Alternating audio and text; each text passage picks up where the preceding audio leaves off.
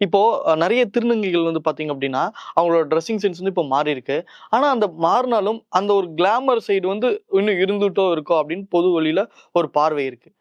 அதுக்கு உங்களோட பதில் என்னவா இருக்கும்? கிளாமர் வந்து பார்க்குறவங்க கண்ல தாங்க இருக்கு. நீங்க என்னங்க சொல்லுவீங்க? புடவ கட்டினாலும் தப்புன்றீங்க. சுடிதார் போட்டாலும் தப்புன்றீங்க. இப்ப அதே டிரான்ஸ் வுமன்ஸ் வந்து கொஞ்சம் லைக் வந்து கொஞ்சம் நெக் கீழ கொஞ்சம் இது இப்ப வச்சுன்னா இப்ப பார்த்தீங்கன்னா, நீங்க வந்து இப்ப சோசியல் மீடியால எடுத்து பார்த்தீங்கன்னா, எனக்கு ஆச்சரியமா இருக்கு. இவங்க திருநங்கையா பெண்கள் பண்ற வீடியோஸும், பெண்கள் பண்ற இதுவும் பார்த்ததுக்கு அப்புறம் யோசிக்கிறேன். Oh my god! Trans women's ஆமா. சோசியல் மீடியாலயும் சொல்றேன் நானு. லைக் டிரான்ஸ் வுமன்ஸே வந்து இப்ப இப்ப இப்ப எனக்கு ஆபாசம் தேவைன்னா, ஒரு ஷூட்ல தேவைன்னா லைக் சொல்றேன். லைக் ஒரு ஷூட்ல தேவைன்னா, அந்த இடத்துல மட்டும் நான் ஆபாசம் காட்ட முடியும். லைக் என்னோட பப்ளிக் பிளாட்ஃபார்ம்ல போய் நான் ஆபாசம் காட்ட முடியாது. கண்டிப்பா ஆப்வியஸா. லைக் என்னோட ப்ரொஃபஷன் அந்த மாரி. பட் இப்ப அப்படிலாம் இல்ல. ஆபாசம்ன்றது எல்லா விஷயத்துலயுமே இருக்கு, எல்லாத்துலயுமே இருக்கு.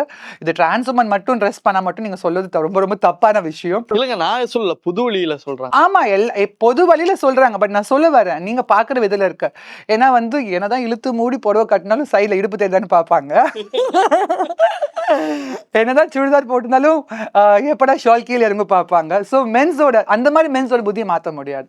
ஸோ அப்படி இருக்கிறவங்களுக்கு அது ஆபாசமா தான் தெரியும்.